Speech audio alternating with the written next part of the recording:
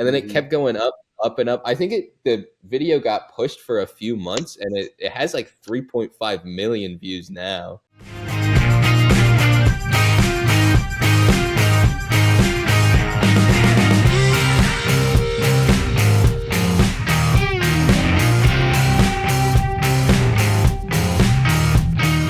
Today we have Braedan Coghlan joining us from Maryland. Braedan, thank you for joining us today. And yeah, can you kind of tell us a brief story of yourself? You know, what you do for work, where you're from, how old are you, how long you've been doing music, all that good stuff. Yeah, of course. So I'm in Maryland. I've been in Maryland since I was born. I just turned 20 actually, still pretty young over here. I've been playing guitar for around 8 years, and I've probably been taking it a lot more seriously in like the latter half of that. I ended up actually, so in my junior year of high school, I got my GED. I didn't actually go all the way through high school, and then I bounced through a couple of jobs. I actually went to trade school to become an electrician, and then I dropped out of that, and then I went into commercial carpentry, and then I quit that, and then I was delivering donuts and playing music at elderly homes, and then I realized I didn't really want to play music at elderly homes. Like, it was fun, but like I like playing my own kind of songs. I didn't really want to learn all of those songs. So I quit that job, and then I was going to try and start getting into teaching guitar. And so like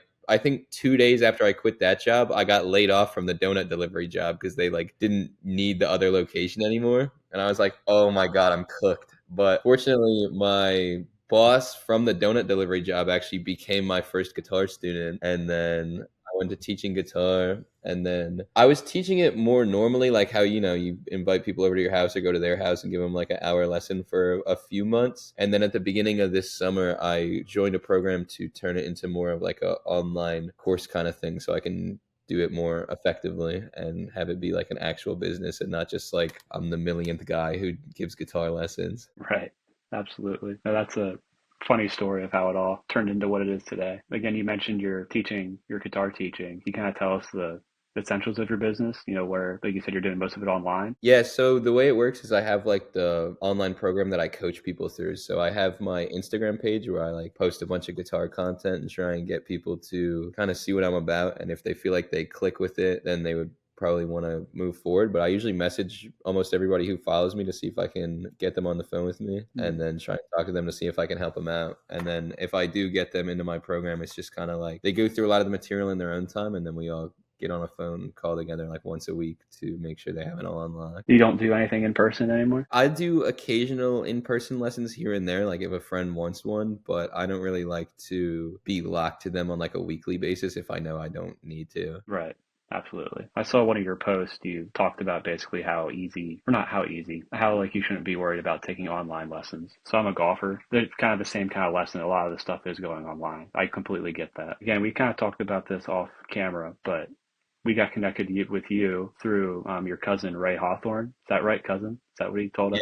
So what's your relationship like with him? I went over to LA actually when I was younger, and like the first song I ever wrote and recorded I did with him. And this was before I even actually played guitar at all. I think I started playing guitar when I was 12, and I was 12 when I was there, but it was like earlier in the year. And it's this really funny song. I love pulling it out. We went in the studio and he was like, "What do you want to write about?" And I was like, "Dog, I don't know." And he was like, "Well, what do you like?" And I was like, "I like musicals." And he was like, "Let's write a song about musicals." So we just like mashed up a bunch of like funny musical things, and then he made a beat for it. It was pretty fun. I mean, he's a decent amount older than you, right? Yeah, he's I don't actually know how old he is off the top of my head.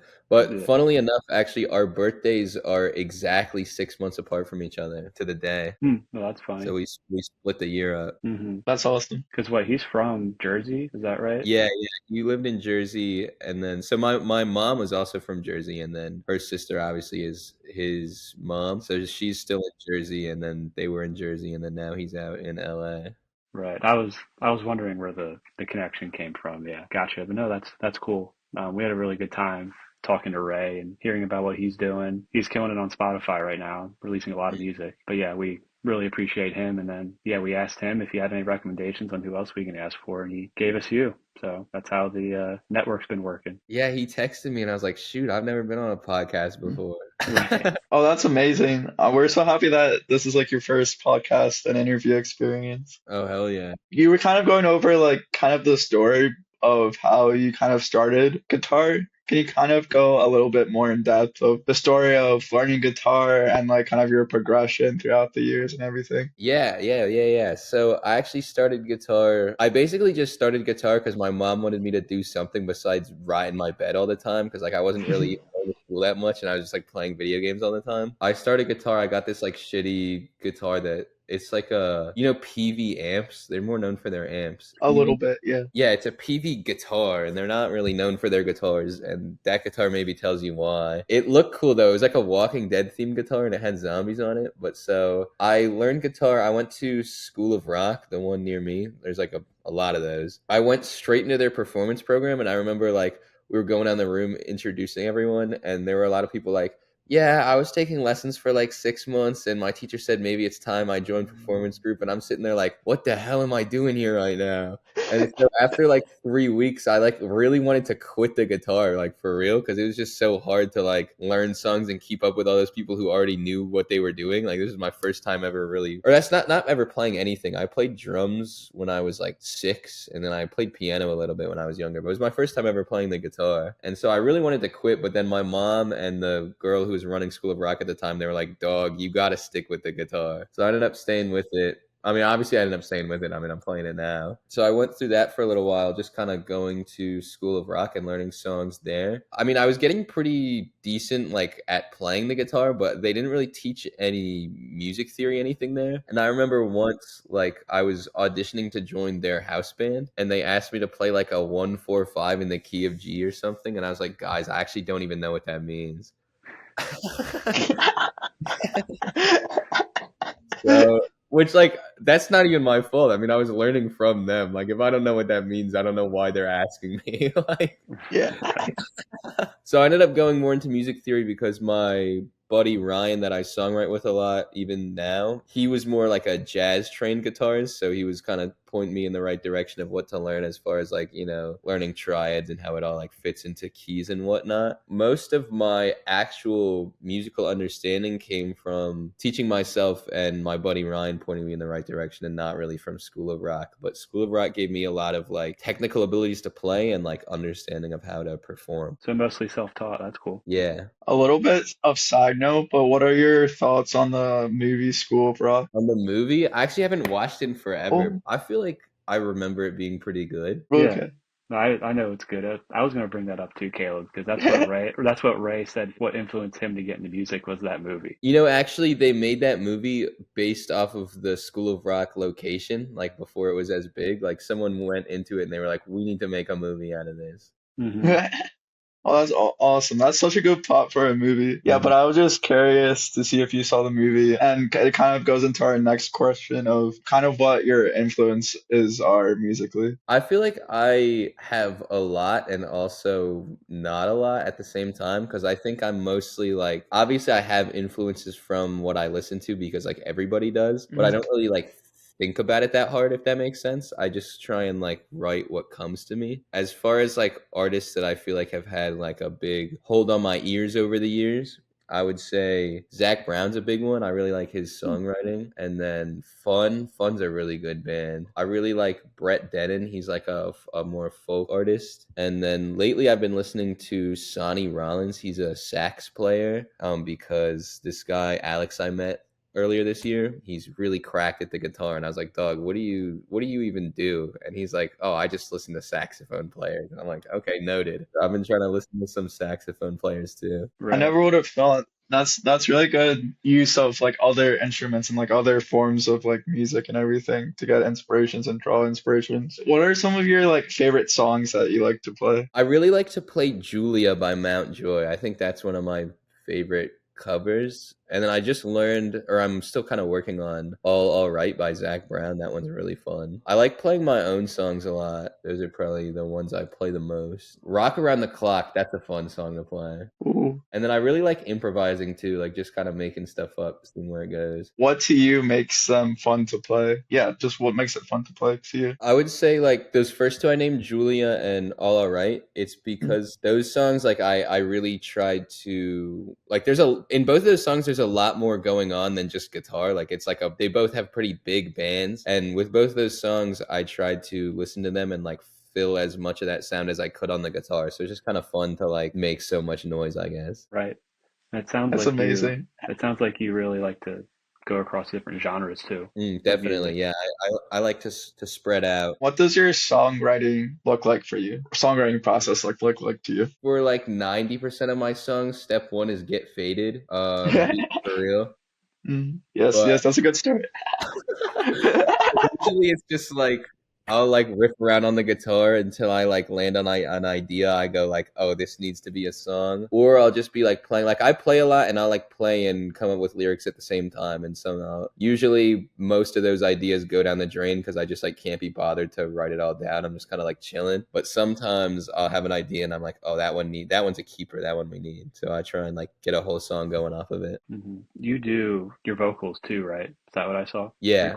Record your own vocals. Gotcha. How many like songs do you have released, would you say? Like, Zero. oh, okay, I was gonna say I couldn't find any. I know you hinted that you write stuff, but I wasn't sure exactly what that looked like. So most of your time is spent teaching instead of Yeah, I making think music. over the next year or two, it's pretty realistic that I'll be dropping music. There's just, I mean, you guys know there's a lot that goes into that. I have all the things. I just need to. I was talking about my buddy Ryan earlier. He's going to school right now to like study production. So I'm trying to visit him and record in the studios with him at his school and then have him mix it up. He's really good. It's going to sound really good. What genre do you think you're gonna kind of focus on when you actually start making music? I think our first album's gonna be kind of like folky singer-songwritery with like jazz influence because we both like big improvisers and that's basically just jazz at a certain point. Yeah, I think it'll be mostly kind of like folky though. Anything like what Ray's doing? Nah.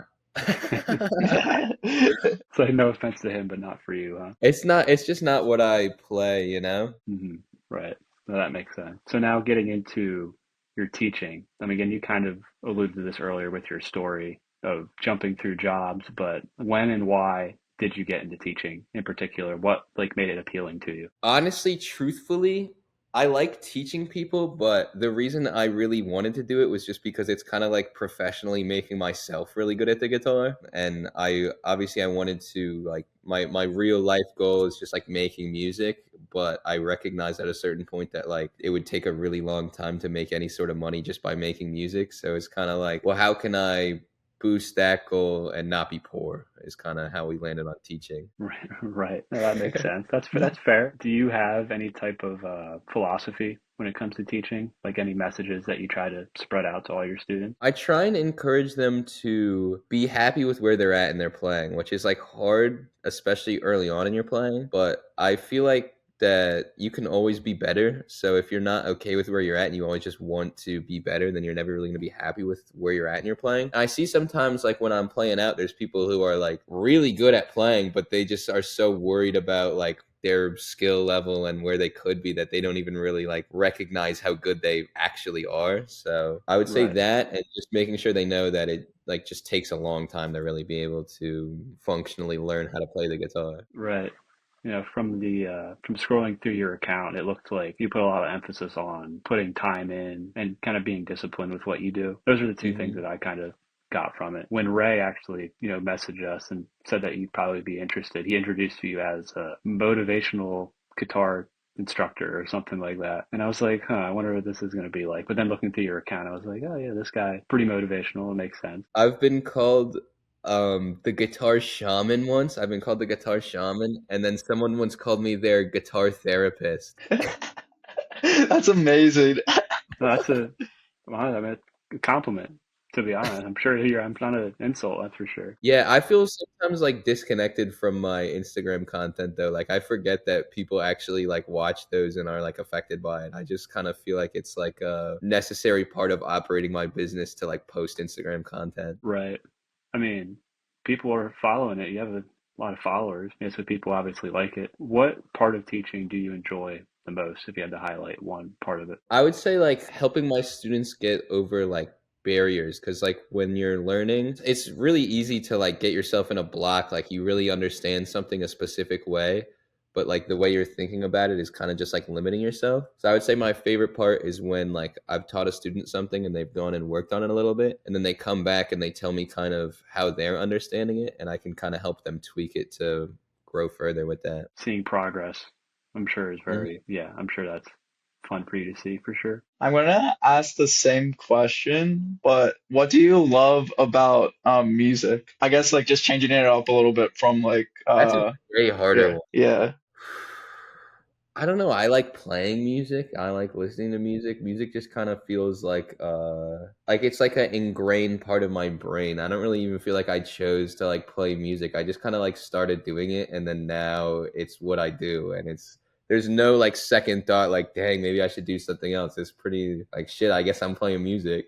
Right. Did you have any like moments that kind of just like reinforce that feeling of like, oh, okay, yes, this is what I need to be doing, like with any like tiny moments, micro moments throughout your time playing? Yeah, this is a pretty big one. Earlier this year, I think it was like February, March. This is before I started really going out and playing like by myself. I went to a battle of the bands at my sister's school, and I didn't have a band. I just went and played by myself. And so we were going through the battle of the bands, and it started with the solo acts, and then it went to the band. So like I played pretty early on, and then while the bands were playing, I remember thinking like, "Oh shit, I wish I had a band because like how am I supposed to beat that?" But then they were going and they were like calling who won. And I remember they were like number two, and it was like one of the really good bands. And I was like, oh, rats, there's no way I got first. Like, you know, we tried. If it's not number two, it's not number one. And then they were like, number one, Braedan Coghlan. And I was like, what? That's amazing. I love that story so much. That was a big moment. And I remember right when that happened, I was like, shit, I should start going to open mics. Cause like if I can go win a battle of the bands by myself, I think I can just go play now. Right. What are some of your other performance stories, whether it's good, bad, yeah, just any other performance stories that stick out to you? I know. I just started playing with this band. We do like blues stuff, and that's really fun because I'm lead guitar and it's blues songs. So like I high key don't even really have to learn the songs. I just like start playing something, Mm. and then it's pretty good. Those are really fun. I don't know that I have too many crazy performance stories yet. We're still writing those. Right. Right. Awesome, awesome. What about famous or not famous, favorite concert that you've attended? I really like Jacob Collier. I've seen him Ooh. actually 3 times, but my favorite time I saw him was the first time I saw him at the 930 Club because I just like small venues. I feel like small venues are always better shows. Like obviously I'll go to bigger venues because if an artist I like is playing at them, like I'm not gonna just not see them. But the small venue vibe is way better. So that was a good one. I've seen Zach Brown a few times. That's always really good. And then I saw Fun when I was younger. Actually, both. I saw Zach Brown when I was really young too. I remember both of those. I fell asleep at, and I remember I fell asleep while Zach Brown was covering Enter Sandman. Oh, I must have been pretty tired. right. Or it really sucked. Yeah. It put you to That's sleep. wild. That might be most of the concerts I really fucked with. My first ever concert was the Jonas Brothers when I was like 3. Caleb, you jumped to this question, but was the Battle of the Bands your first ever performance? No. It was probably my biggest performance just playing by myself. Hmm. But Mm. I played a lot with School of Rock, like just playing guitar and not singing because I didn't start singing until I had already been playing guitar for like 6 years. And then I played before the Battle of the Bands at the elderly homes a bunch. By myself. Actually, when I got that job, I kind of just applied to it because like I wasn't that good at singing. I'm still kind of just like a moderate singer. Like I'm good at singing if someone who doesn't know how to sing is who's making the judgment. I got that elderly home job just to see like shit, can I even sing well enough to get this job? And then I got the job, and then when I was working at that, when I was like, dang, I actually don't even want to do this, but I guess I could do it. So that kind of helped give me the confidence to start singing more, and then go to the battle of bands and sing there. Right. Like, what was do you remember your first performance where you actually sung and played the guitar? Like, how was the first time? Do you remember? Probably not good. I mean, when I okay, so I remember this really well. Because I had already been playing guitar for a while before I started like trying to sing. So there was like a pretty decent period where I would play songs for people, and they would always have the same response, which was something along the lines of like, "Oh wow, you're really good at the guitar," and I would just be like, "Oh my god, you didn't have to hit me with that." How do you handle nerves before you perform? And do you like how does nerves play a part?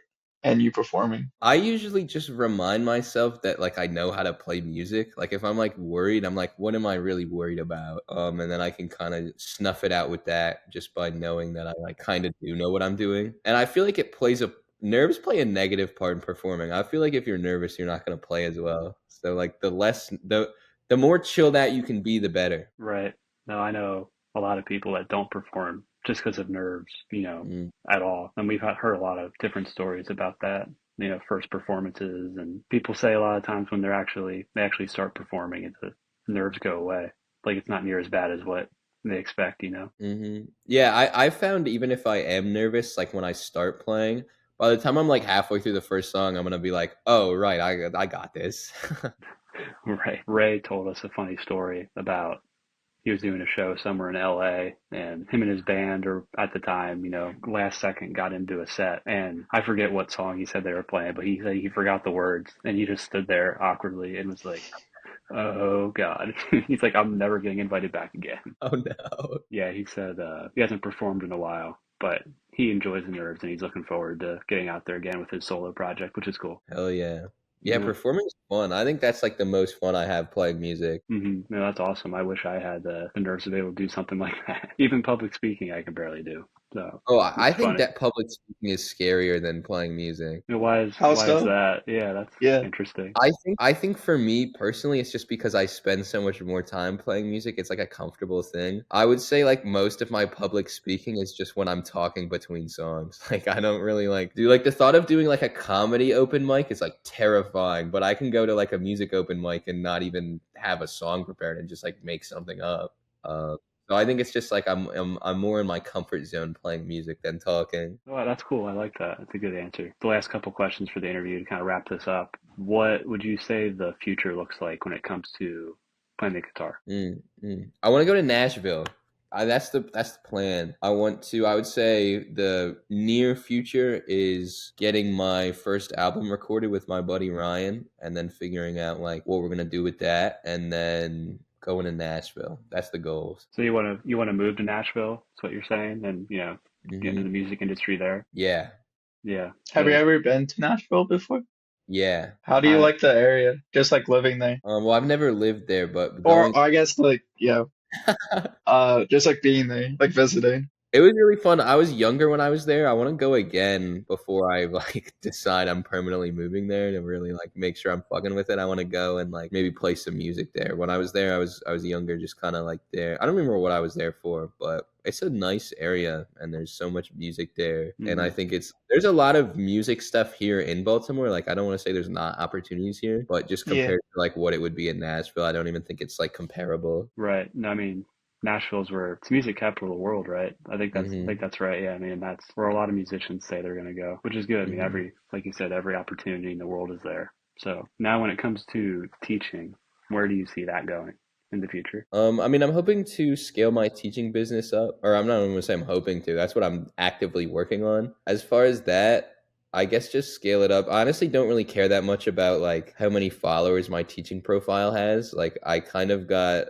what I had like 50,000 for a while. That was like low key an accident. I had one video that like really blew up, and I was like, oh shit. I would say I don't know how much. I'm sure that Instagram will grow naturally, but I've been really focused on growing the business so I can actually make money because the Instagram follower number doesn't correlate to how much money you make at all. Yeah, just trying to focus on that, build it up, get more students, and go from there. What was your feeling when that one video went viral, and just like as a whole, when you do get more clients, just like those emotions that you go through that? Well, I remember, so we'll start at the video. The video blowing up was kind of crazy because I just was like, I think for a while I was posting like 3 times a day because I just like really wanted to get content up on my page because I knew I was going towards like I didn't actually post any guitar content until I had already mapped out how I wanted the course to be because that's really why I started doing it. So I was just posting a bunch of videos and none of them were really doing that good. And then I remember there was some dude like hate commenting on the video because the video I'm saying that guitar is hard and he was like guitar is easy, and then I was just kind of fucking with him because like I really just have a lot of fun fucking with people on my Instagram. It's like way too much fun, and he was like he was just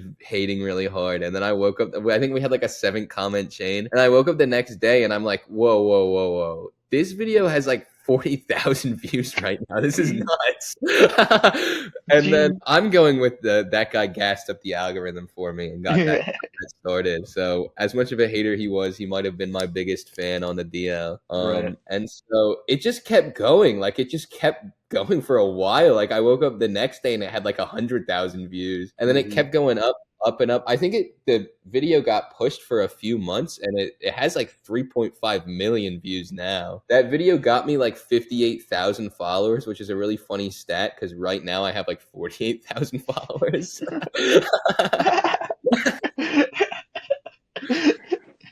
So that was kind of crazy. Like I would say that was a pretty surreal experience, but now like how I currently feel about having so many followers is I'm kind of just disconnected from it, and it's just like funny. Like when I'm out and I give people my Instagram, it's really funny because sometimes they'll be like, "Whoa, what the hell?"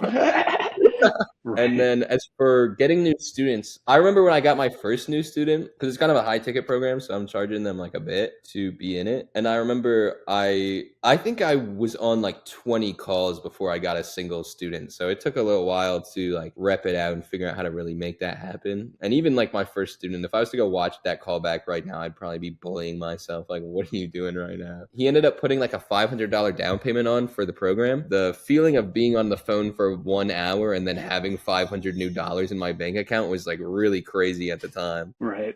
I get that. We can cut this part out of the interview if you want, but can you kind of give us a range? Like how many students do you work with like at the moment? Right now I have 6, and you can feel free to put that in. I don't mind. Right now I have 6. Well, 6 that are like paying me. I've invited a few friends just like, yo, fuck it, join my program. And the people you let in for free have varying levels of like actually caring because like they value it for what they paid for it realistically, which is nothing. Right. Compared to the people who are putting more hefty investments into it. They're gonna really like want to actually use it. Sometimes I've had people pay me and then not really use it at all. Like, okay. Which is You're fine not with gonna hear you, me. right? Yeah, you're not gonna hear me complain about it. Right. This kind of depends on what your songwriting and releasing music schedule looks like, but what does the future look like with performing? What do you see yourself doing with that? I'm hoping to perform around Nashville, and then when the music inevitably kicks off, go on like a tour. I'm shooting for world tour. That's the goal. Become rich and famous? Yep. You know what's up. That's what most of the people say. Yeah, I want to become. Oh gosh, Caleb, what did Wilmo say? He's like, oh, I want to become Ed Sheeran or Yeah, something like I that. want like I I want don't like want mom. to be Ed Sheeran. He was like, I want moms to hear me when they're going through Target and getting groceries. That is what he said. Yeah, that's good. That's hilarious. But That's how you know you made it. yes, yes. What's your dream location to perform at? The Red Rocks. The Ooh, Red Rocks. how come? It looks sick. I've never been there before, but I feel like I honestly just want to go to a concert there. But I feel like playing a concert there would be the next level up from that. I think that'd be really fun. It looks like just a fun venue. Right. Yeah, That's on I my had the bucket list too. Go I had ahead. the Yeah. opportunity of seeing Tom Petty there like right before he died. Oh, And really? yeah, because like I was doing like an out west trip and everything with my family, and like we had the opportunity to buy tickets, but we just like barely missed it. And then like he passed away like a few months later, and we're like, oh no, that we should have went to that. But yeah, that's a Yeah, beautiful location. yeah, it seems dope. Where is that again? Is it Colorado? Is that right? Yeah. I also want to play at Merriweather. That's like 5 minutes from my house. I don't know if you guys know the Merriweather Post Pavilion.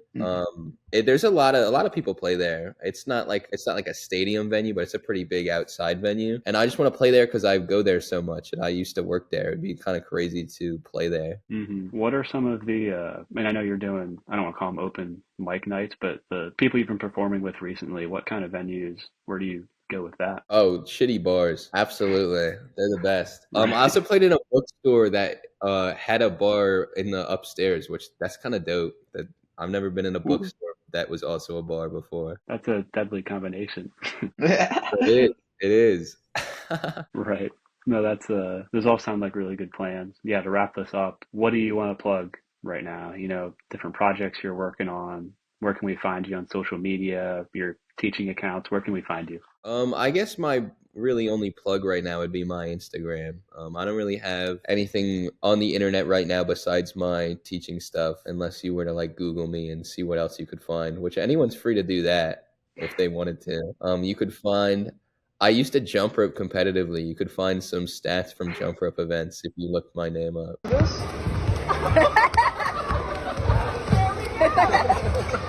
Did you get that on video? There's competitive jump rope.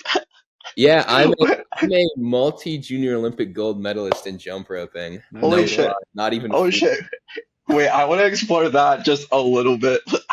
How did you get into competitive jump roping?